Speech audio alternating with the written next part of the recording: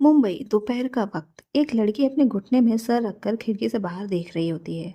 उसके शरीर में कई सारे जख्म होते हैं जो नीले पड़ चुके होते हैं। उसके चेहरे पर भी कई सारे दाग होते हैं जिसने उसके चेहरे को खराब बना दिया होता है, लेकिन फिर भी उसके चेहरे की मासूमियत अभी भी नजर आ रही थी। कोई भी उसके चेहरे की मासूमियत देख ले तो उसका दिल पिघल जाए, लेकिन इस वक्त वो लड़की किसी गहरी सोच में डूबी होती है। उसके सामने खाने का प्लेट रखा होता है जिसको उसने नज़रअंदाज कर रखा था। उस खाने में इतना कुछ खास नहीं था, बस उसको जीने के लिए वो खाना दिया गया था जिस वजह से वो चाहती थी कि वो मर जाए इस खाने से अच्छा। वो इस वक्त इतनी ज़्यादा गहरी सोच में होती है कि उसको बिल्कुल भी ध्यान नहीं रहता है कि कोई दरवाजे में खड़ा होकर तब से उसको देखे जा रहा है। अपने दोनों हाथों को अपने सीने में फोल्ड करके वो उसके बगल में रखे टेबल पर खाना देखता है जो वैसा का वैसा पड़ा होता है। वह कुछ नहीं कहता है और धीरे धीरे उसके तरफ बढ़ने लगता है। जब उस लड़की को किसी के कदमों की आवाज़ सुनाई देती है तब वह अपने ख्यालों से बाहर आती है और अपने सामने देखती है। वो सामने आ रहे लड़के को देखकर बिस्तर में पीछे की तरफ खिसकने लगती है। वो लड़का ये देखकर जल्दी से उसके पास जाता है और उसके दोनों पैरों को पकड़ लेता है, जिस वजह से वो लड़की काफ़ी ज़्यादा डर जाती है क्योंकि उसको पता है अभी उसके साथ क्या होने वाला है। वो लड़का गुस्से में, बहुत मरने का शौक है ना तुझे, आज मैं तेरी सारी ख्वाहिशें पूरी कर देता हूँ। वो अपने जेब से एक पाउडर निकालता है और उस पाउडर को खाने में डाल देता है और उस पाउडर को खाने में अच्छे से मिक्स करके उस लड़की को खिलाने लगता है। वो लड़की अपना चेहरा लेफ्ट राइट करके मना करने लगती है, लेकिन वो लड़का बिल्कुल भी नहीं मानता है और वह ज़बरदस्ती उसके जबड़े को पकड़कर उसको खिलाने लगता है। वो लड़की अपने दोनों हाथ से उस खाने वाले चम्मच को फेंक देती है। यह देखकर उस लड़के को गुस्सा आता है और वो उसको थप्पड़ लगा देता है और अपने वॉर्डरोब से दो टाई निकाल कर लेकर आता है जो उसके हाथों में बांध देता है और पैरों में बांध देता है। वो लड़की रोने लगती है, लेकिन वो लड़का उसकी रोने पर बिल्कुल भी तरस नहीं खाता है। वो इतने गुस्से में होता है कि उसके ईगो के सामने कुछ भी नहीं दिखाई देता है। वो अब उस चम्मच को ज़मीन से उठाता है और उसी चम्मच से उसको खिलाने लगता है। उस लड़की का रो रो कर बुरा हाल हो गया था।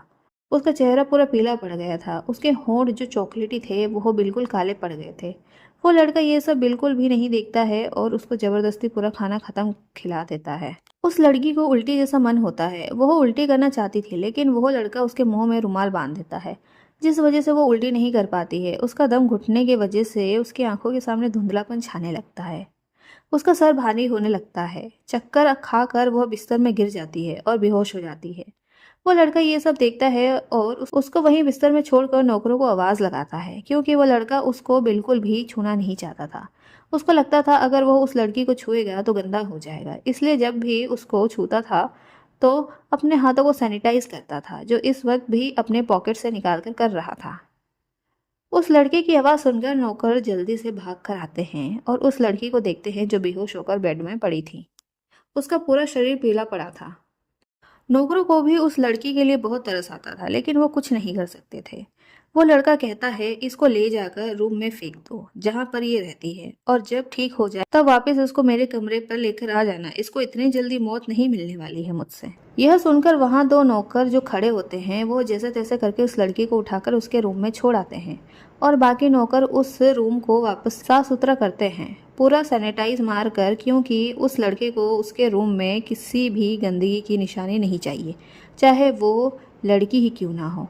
जैसे कि वो लड़की उसके बिस्तर में बैठी थी तो वो उस बिस्तर को भी पूरा हटवा देता है और वॉशरूम जाता है। वॉशरूम जाकर उसके सामने किसी का चेहरा आता है जिसको देखकर वो मुस्कुराने लगता है और कहता है कब मिलेगी तू मुझे, कब? पूरी दुनिया छान मार लिया मैंने, लेकिन तू मुझे कहीं नहीं मिली। 10 साल हो गए हैं हम दोनों को अलग होते हुए। तूने कहा था ना कि तुझे दुनिया में बुरे लोग पसंद नहीं हैं। देख मैं कितना बुरा बन गया हूँ कि मुझे किसी के दर्द से कोई फ़र्क नहीं पड़ता है, सिर्फ तेरे वजह से। अगर तू मेरे पास होती ना तो मैं कभी ऐसा नहीं बनता, और इसकी वजह भी तू ही है। तू अगर मिल गई ना मुझे, मैं वो सारी वजह बताऊंगा कि मैं ऐसा क्यों बन गया। वह खुद से ही आंखें बंद किए बातें करता रहता है। उसके बाद वो मुस्कुराता है और अपनी आंखें खोलता है। फिर वॉशरूम से बाहर निकल आता है और अपने कमरों को देखता है जो बिल्कुल एकदम चमक चुका था। वह अपने वार्डरोब से कपड़े निकाल कर ड्रेस चेंज करके अपना लंच करने लग जाता है। उसके बाद वहाँ से ऑफिस के लिए निकल जाता है। उस लड़की के रूम में सारे नौकर जमा हो रखे होते हैं। उस लड़की को देखकर सारे नौकर को बहुत ज़्यादा बुरा लगता है। उस लड़की ने उस सारे नौकरों को अपना भाई, अंकल, आंटी बनाया था, जिस वजह से उन्होंने भी उसे अपनी बेटी बहन के रूप में माना था। इसलिए वो सब उसकी देखभाल करने लग जाते हैं। शाम हो जाती है, धीरे धीरे उस लड़की की आंखें खुलती है। यह देखकर सभी खुश हो जाते हैं। एक औरत उसके पास जाकर बैठती है और कहती है, आरना बेटा, आप ठीक है ना? आरना मुस्कुराकर कहती है, हाँ आंटी, मैं ठीक हूँ, लेकिन उसके सर में अभी भी दर्द होता है और उसको अभी भी चक्कर आ रहे होते हैं। सबको पता है वो झूठ बोल रही है, लेकिन फिर भी वो कुछ नहीं कहते हैं। दूसरी औरत उसके बगल में बैठकर उसके सर में हाथ फेरती है और कहती है, हमें पता है आप हमसे झूठ बोल रहे हैं, लेकिन फिर भी हम आपकी झूठ को कभी सच नहीं मान सकते हैं। एक बूढ़ा आदमी आरना के लिए खाना लेकर आता है और कहता है, बेटा आप ये खा लो, आपकी तबीयत बिल्कुल भी ठीक नहीं है। आरना वो खाना देखती है तो उसको फिर से वही याद आता है जो उसके साथ हुआ था कुछ घंटों पहले। यह सब सोचते ही उसको फिर से उल्टी आने लग जाता है। वो अपना मुंह में हाथ रखती है और वॉशरूम की तरफ भाग जाती है। ये देखकर वो दोनों औरतें भी उसके पीछे चली जाती है और उसके पीठ को सहलाने लगती है।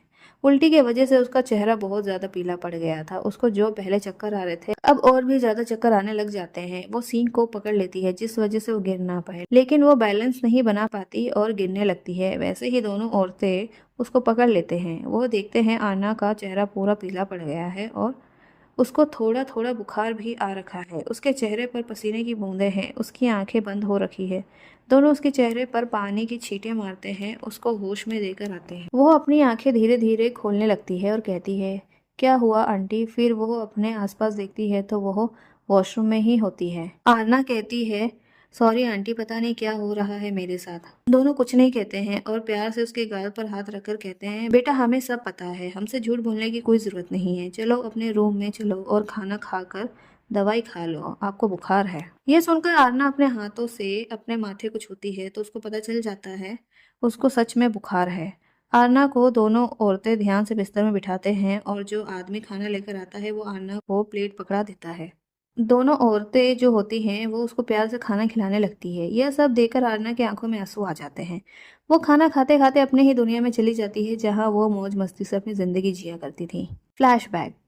सुबह के 4 बजे एक छोटे से शहर में एक लड़की अपने हाथों में किताबें लिए हुए जा रही थी।